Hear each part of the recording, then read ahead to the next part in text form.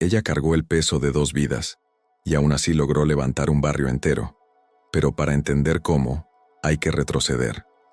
Retroceder hasta cuando el barrio aún dormía en sus pequeñas preocupaciones, cuando la gente conocía los nombres de los demás, pero no sus corazones, cuando el sol de la mañana golpeaba el mismo pavimento agrietado y los mismos toldos descoloridos día tras día ordinario.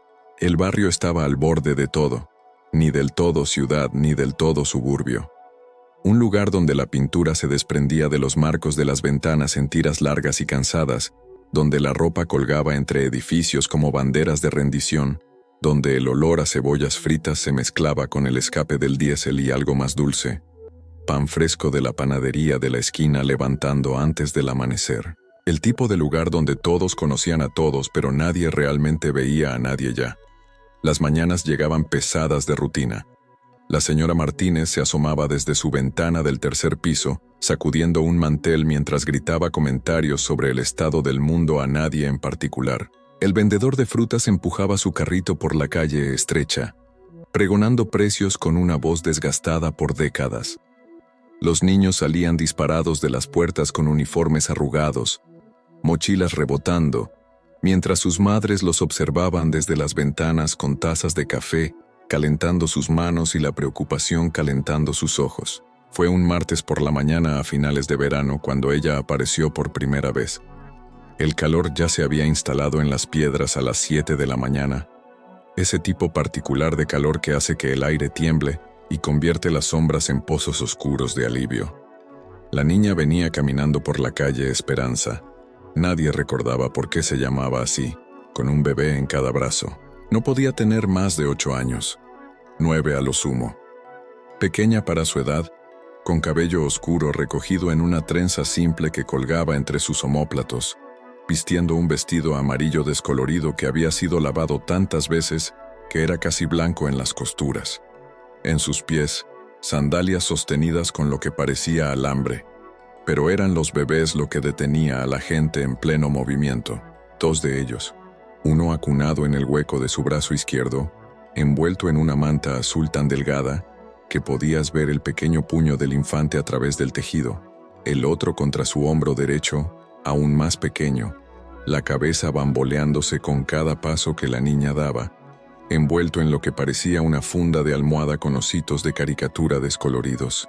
La niña caminaba con propósito, su rostro fijo en una expresión demasiado seria para la infancia, sus pasos cuidadosos pero decididos, como si hubiera estado cargando este peso durante tanto tiempo que su pequeño cuerpo había aprendido a compensar, a equilibrar, a soportar.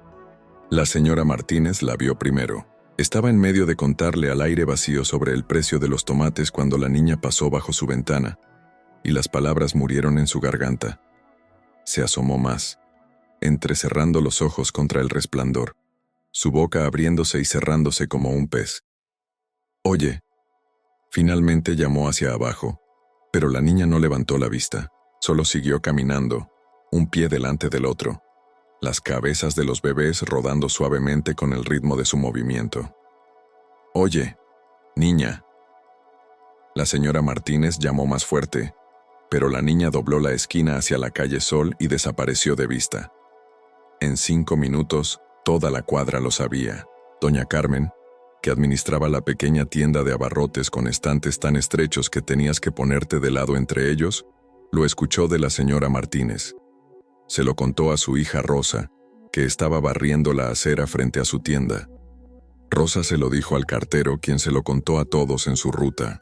El vendedor de frutas, don Julio, lo escuchó de 3 personas diferentes antes de haber vendido su primer mango. Para el mediodía, la niña se había convertido en una historia de fantasmas, un rompecabezas, un escándalo. Aparecía y desaparecía por el barrio como humo, siempre con esos 2 bebés, siempre en silencio, siempre en movimiento. Alguien la vio sentada a la sombra del viejo árbol de jacarandá en la plaza, meciendo suavemente a ambos infantes mientras los niños jugaban fútbol cerca, sus gritos rebotando contra las paredes de la iglesia. Alguien más la vio cerca de la fuente, mojando la esquina de la manta azul en agua y tocando con ella los labios de uno de los bebés. Nunca pedía nada, nunca hablaba, Solo cargaba esas dos vidas en sus brazos delgados y caminaba por las calles como si tuviera algún lugar a donde ir, como si esto fuera simplemente lo que hacía. Las preguntas se multiplicaron más rápido que las malas hierbas en el concreto agrietado. ¿De quién eran los bebés? ¿Dónde estaban sus padres? ¿De dónde venía la niña? ¿Era una fugitiva? ¿Estaba sin hogar? ¿Era esto algún tipo de tragedia o crimen?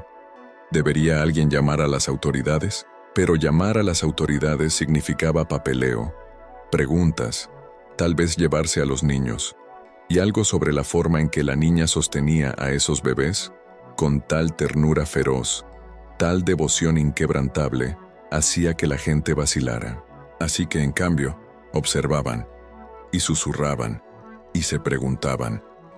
En la panadería, donde los hornos convertían la pequeña tienda en un horno incluso antes del amanecer, la esposa del panadero, Lucía, dijo: «Debe haberlos robado. Una niña de esa edad no carga bebés así a menos que haya pasado algo terrible». Su esposo Miguel, con las manos blancas de harina hasta los codos, negó con la cabeza. «Mira cómo los sostiene. Eso no es robo. Eso es amor». Su hija escuchó y no dijo nada. Pero esa tarde dejó una bolsa de papel con 2 panecillos y una manzana golpeada en el banco de la plaza donde se había visto a la niña. A la mañana siguiente, la bolsa estaba vacía, doblada cuidadosamente y colocada en el banco como una nota de agradecimiento sin palabras.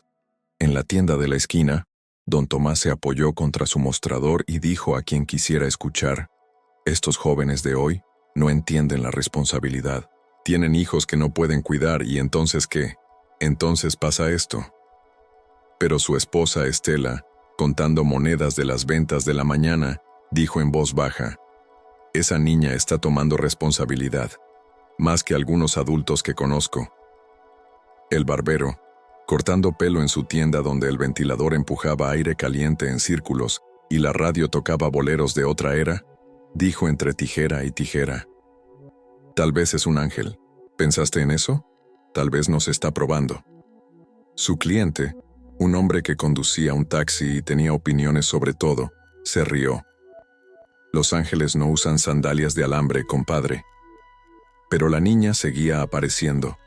Cada día, a veces 2 veces al día, siempre bajo la luz del sol, nunca en la sombra a menos que los bebés la necesitaran. Parecía conocer los ritmos del barrio mejor que la gente que había vivido allí durante décadas. Estaría cerca de la escuela cuando salieran las clases, sentada en el muro bajo, los bebés dormidos contra ella, observando a los niños correr con una mirada en sus ojos que parecía a la vez vieja y dolorosamente joven. Estaría en la parada de autobús cuando los trabajadores regresaban a casa cansados e irritables, y de alguna manera su presencia allí, esta niña diminuta con 2 vidas aún más diminutas en sus brazos, hacía que la gente se suavizara al pasar, les hacía recordar algo que habían olvidado sobre la ternura. Estaría en el parque cuando los ancianos venían a alimentar a las palomas, y la veían y veían a sus propios nietos, o a los nietos que nunca habían tenido, y sus corazones se agrietaban un poco. El barrio comenzó a cambiar de pequeñas maneras. Rosa, la hija del tendero, comenzó a dejar cosas. Una botella de agua en el borde de la fuente, un paquete de galletas metido al lado del árbol de jacarandá, paños limpios doblados en los escalones de la iglesia. Nunca vio a la niña tomarlos, pero siempre habían desaparecido para la noche. Otras personas lo notaron y comenzaron a hacer lo mismo. Alguien dejó una manta, más gruesa que esas envolturas raídas que usaban los bebés. Alguien dejó una bolsa con pañales y fórmula para bebés. Alguien dejó un suéter de niño que le había quedado pequeño a su propio hijo, limpio y doblado con cuidado. Los artículos desaparecían como ofrendas en un altar, pero era más que solo dejar cosas. La gente comenzó a hablarse de nuevo, realmente hablar, no solo intercambiar observaciones sobre el clima y quejas. Se reunían en las puertas y preguntaban: ¿qué deberíamos hacer? ¿Está comiendo suficiente? ¿Deberíamos intentar más para descubrir de dónde viene? Las conversaciones se retorcían y giraban, pero seguían sucediendo, seguían uniendo a la gente de una manera en que no lo habían estado en años. La señora Martínez, que normalmente solo gritaba desde su ventana, bajó a la calle por primera vez en meses, sus rodillas quejándose con cada paso, para unirse a la discusión en la esquina. En mis tiempos, comenzó, como siempre hacía, pero esta vez terminó diferente. En mis tiempos nos cuidábamos unos a otros. ¿Qué pasó con eso? Don Julio, el vendedor de frutas, comenzó a estacionar su carrito cerca de donde se veía más recientemente a la niña. Por la sombra, decía, pero todos sabían que era para que no tuviera que caminar lejos si tenía hambre. Nunca ofrecía directamente. Algo sobre la dignidad de la niña hacía que la caridad directa se sintiera mal, pero dejaba frutas en la esquina del carrito, colocadas justo así, al alcance fácil. El panadero Miguel comenzó a hornear panecillos extra cada mañana, más de los que podía vender, y su esposa Lucía los envolvía en papel encerado y los dejaba donde la niña pudiera encontrarlos. No podemos dejarla morir de hambre, decía Lucía. Y Miguel notó que ya no decía que la niña debía haber robado a los bebés. Ahora la llamaba esa cosita valiente, y sus ojos se humedecían cuando hablaba de ella. Por las noches, en su cama sobre la panadería donde el olor a levadura y azúcar vivía en las paredes, Lucía decía, ¿dónde duerme Miguel? ¿A dónde va cuando no la vemos? Y Miguel sostenía la mano de su esposa y no tenía respuesta. Incluso los quejumbrosos estaban cambiando. Don Tomás, en la tienda de la esquina, comenzó a revisar su inventario vencido de manera diferente. En lugar de tirar la comida para bebés que estaba un día pasada de su fecha de venta, la apartaba en una caja detrás del mostrador. Su esposa Estela la tomaba y añadía otras cosas. Un sonajero del estante de juguetes, un babero que no se había vendido en meses, calcetines diminutos en colores suaves. Nunca hablaban sobre la caja, pero se vaciaba con misteriosa regularidad. El taxista que se había reído sobre Los Ángeles dejó de reírse. Una tarde vio a la niña cruzando la calle, moviéndose lentamente porque el bebé en su hombro derecho lloraba y ella rebotaba suavemente, haciendo un sonido de shh que se llevaba por el asfalto caliente. Detuvo su taxi en medio de la calle, que se jodiera el tráfico, y esperó hasta que ella cruzó con seguridad. Cuando otros conductores tocaron la bocina, se giró y los fulminó con la mirada tan ferozmente que callaron. Después de eso, cada vez que conducía por el barrio, iba despacio, buscándola, esta figura pequeña que se había convertido en una especie de santa en su mente, aunque nunca lo diría en voz alta.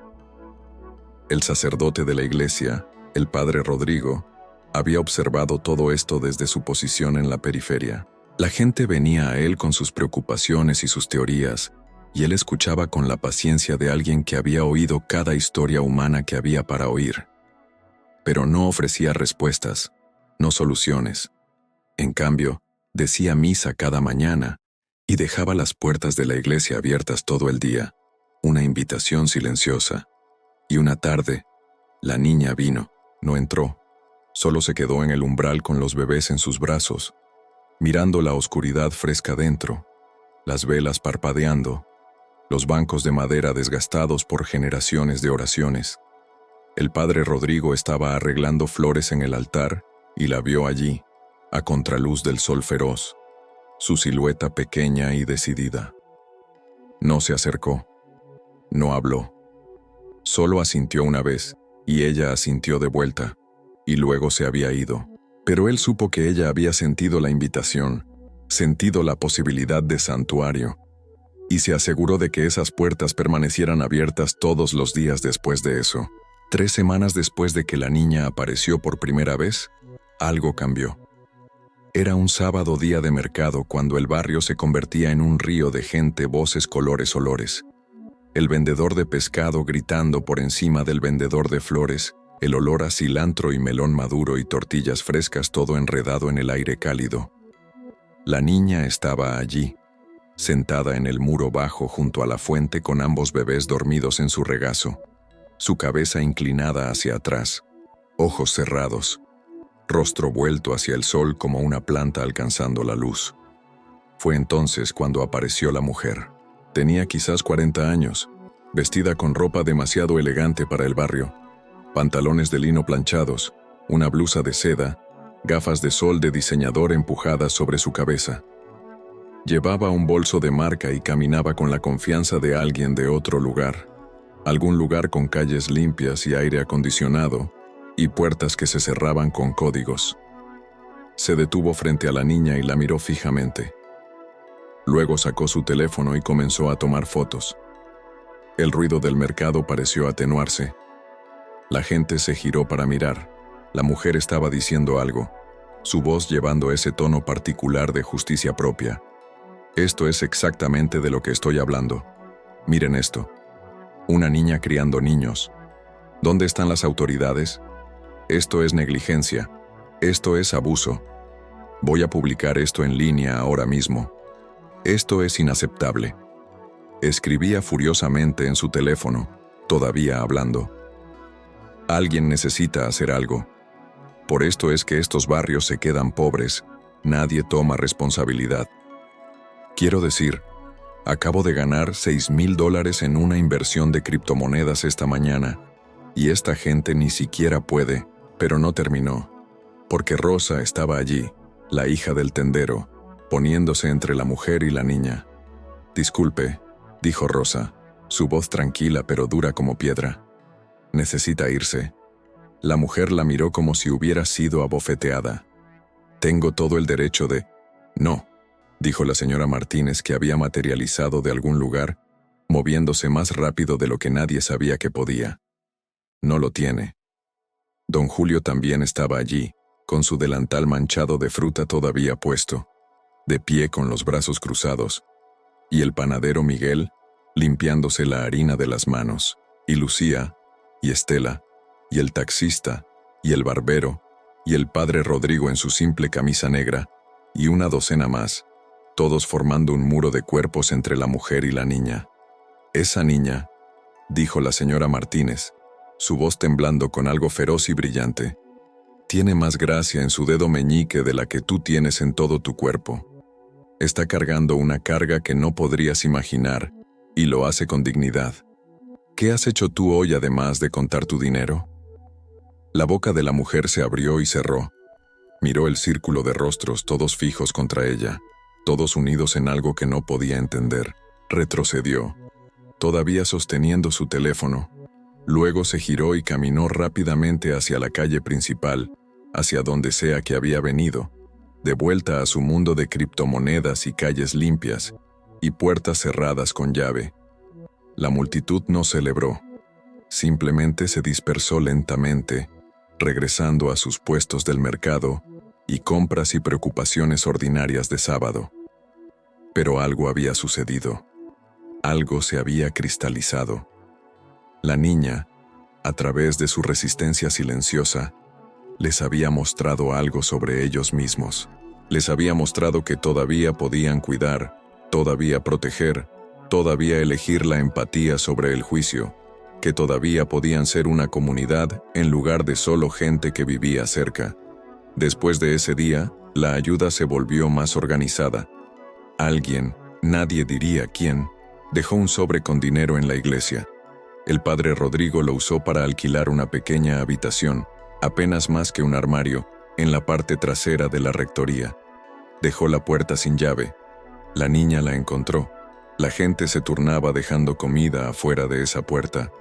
Comidas calientes en platos tapados, fruta, pan, botellas de agua, ropa limpia de la talla de la niña, más mantas para los bebés.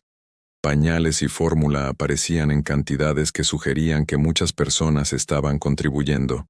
Nadie tocaba la puerta. Nadie exigía gratitud o explicaciones. Solo daban, porque el dar mismo se había vuelto importante.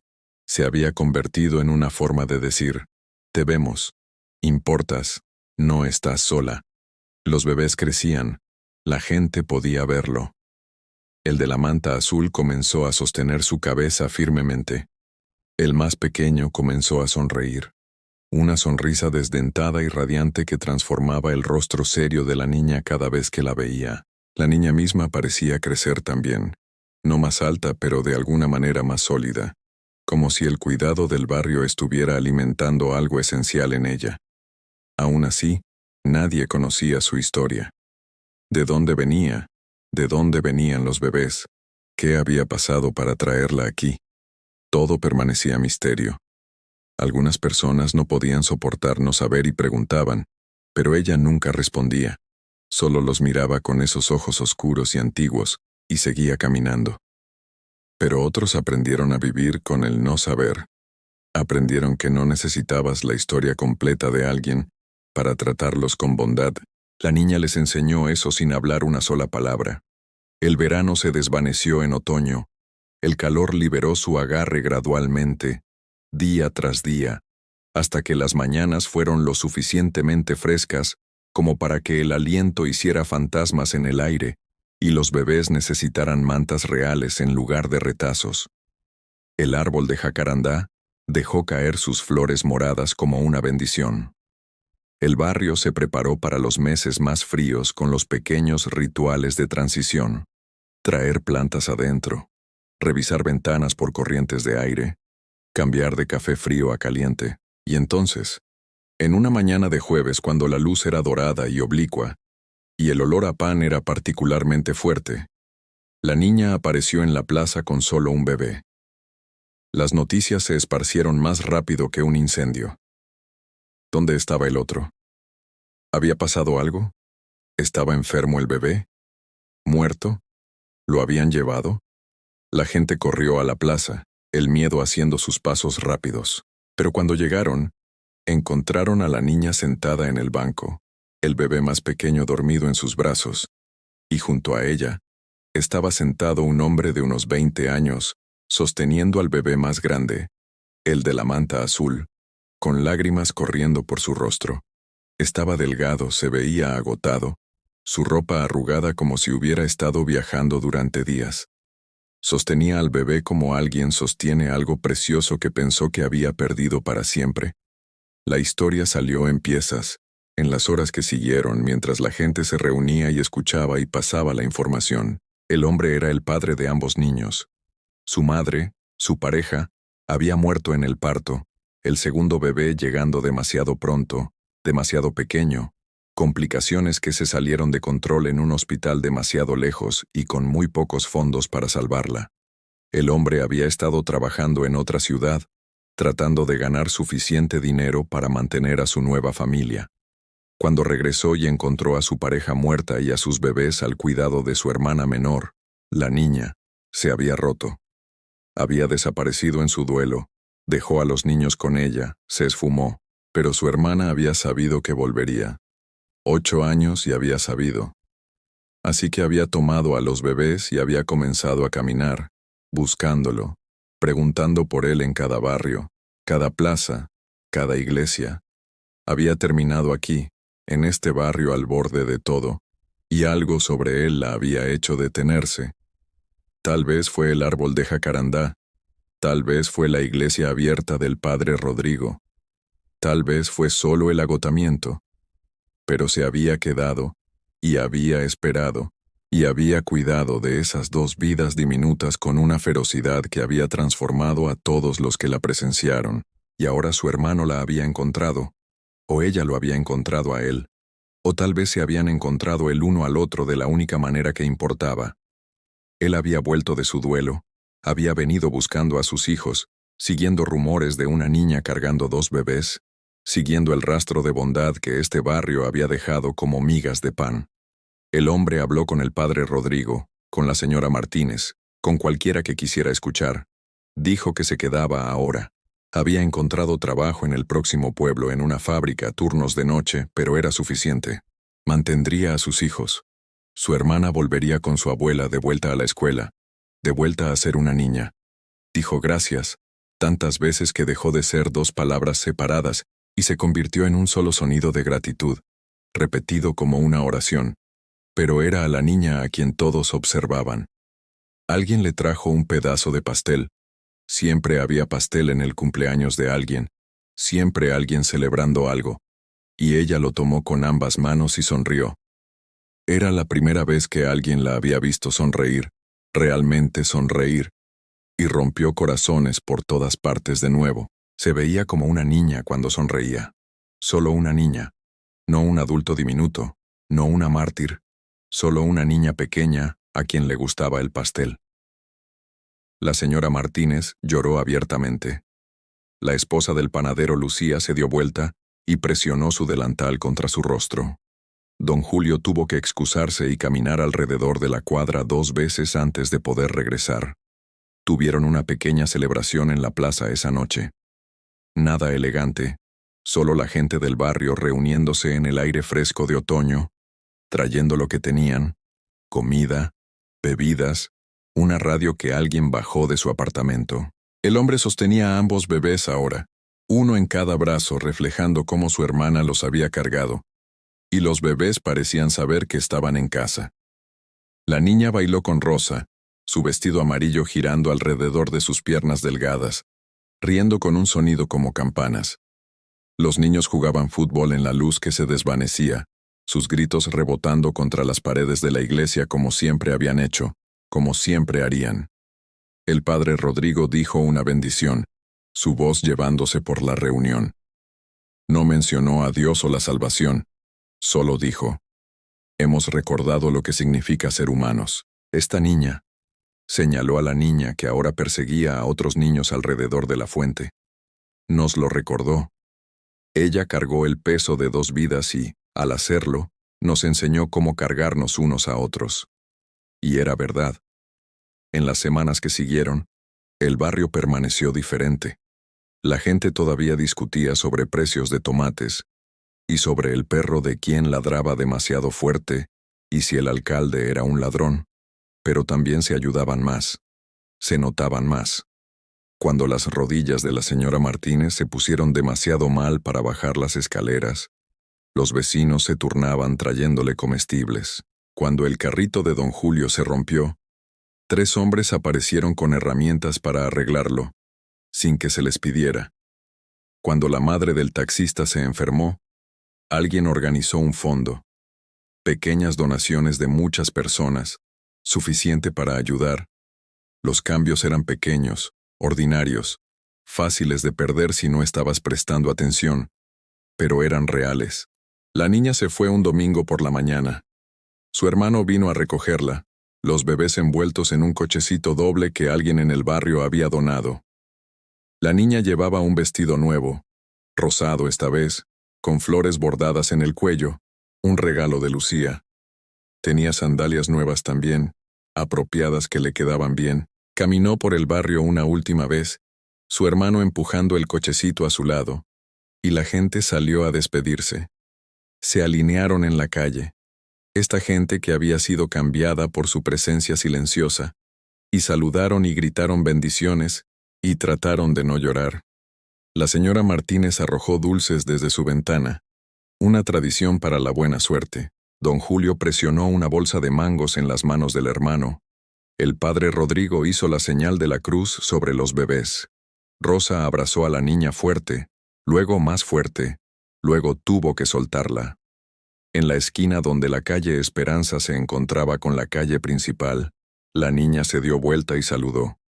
Solo una vez, una mano pequeña levantada contra el sol de la mañana, su rostro serio de nuevo, pero de alguna manera más ligero, como si un peso hubiera sido levantado. Y entonces se había ido, desapareciendo en el gran ruido y movimiento de la ciudad, de vuelta a donde sea que su vida la llevara después. El barrio regresó a sus ritmos. El vendedor de frutas pregonaba sus precios. Los niños iban a la escuela. La ropa colgaba entre edificios.